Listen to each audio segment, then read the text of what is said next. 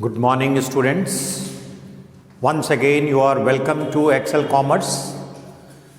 And today we are again going to discuss marketing management philosophies. In my previous video, I discussed about the three concepts of marketing management philosophies. Number one was production concept. Second was product concept and third was selling concept. And today I'll discuss marketing concept and societal marketing concept. These two were left in my last video. So today we'll discuss all about the marketing management philosophies. Now, as far as marketing concept is concerned, this concept is based on the following pillars. Number one is identification of target market. Number two, understanding needs and wants of the customer. Number three, developing products according to the needs and wants. Number four, satisfying the customers according to the needs and wants. And at the last, we try to satisfy the customer from all angles. Now, as far as marketing concept is based, the first one, you should understand what is the meaning of identification of target market. Target market क्या है? And how can you identify that target market? In fact, target market we search because if any product we want to promote, we should not promote in a market which is not suitable for that product. So we have to identify the suitable market where we can sell our products. Say for example, you want to manufacture a product like a perfume, or you can say a lady perfume, and the cost of that perfume is rupees 1000. Now, which one would be your target market, and how can you find out the target market? Precisely, to find out the target market, it is important for us to do some exercise. Say for example, there are three sets: set A, set B, and set C. Now, set A consists of metros. Set B consists of elite class. And set C consists of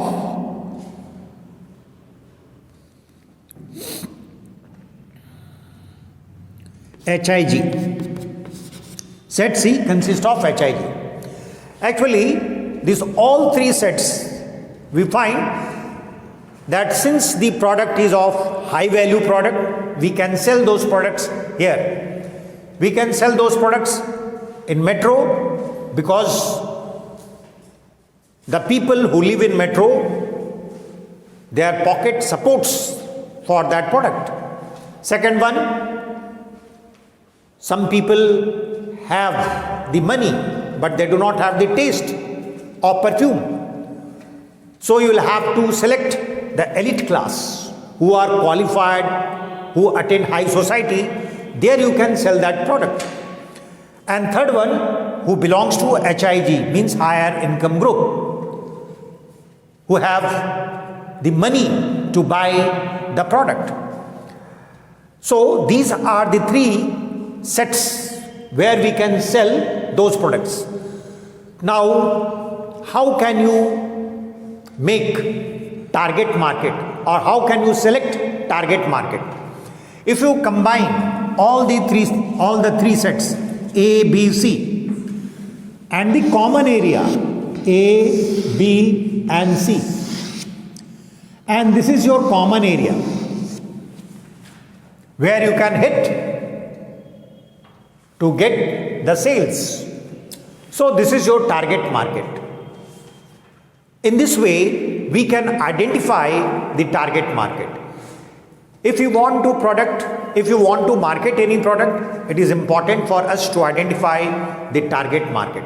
Unless and until we find target market, it is not possible for us to get maximum results or maximum sales. So it is important that before we enter into any market for promoting the product, we should identify the target market. The second one is, when we identify the target market, it is important for us to understand the needs and wants of the customer in that target market. What are their needs and wants? I have already explained the meaning of needs and wants in my last video. So you can learn about need and wants from my last video. So it is important for us to understand needs and wants of the customers. If we understand the needs and wants of the customer, what is the need, what is the want of our customer, then only we can make such type of product. Third one is developing products according to the needs and wants. Now we should develop products according to the needs and wants. It is very important for us to identify what is the need and want of the customer, and we should develop product accordingly. Now there is a little difference in the concept of marketing. Many companies come with the concept that if there is no need and if the people are not knowing about the product, then you can create the need in the mind of the customer. Say for example, if there is a product of newer technology and your customers have never used that product, they are not knowing about the product, then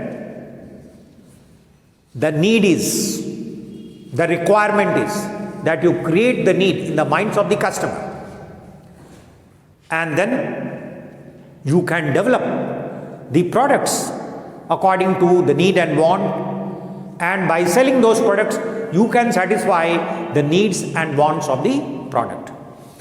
So you have to develop products according to the needs and wants. And the last point is satisfying your customer with the need and want of the customer. So you should satisfy. No doubt that you have come to know about the need and want, but you should satisfy the needs and wants with the benefits of the product. Then only purpose is solved.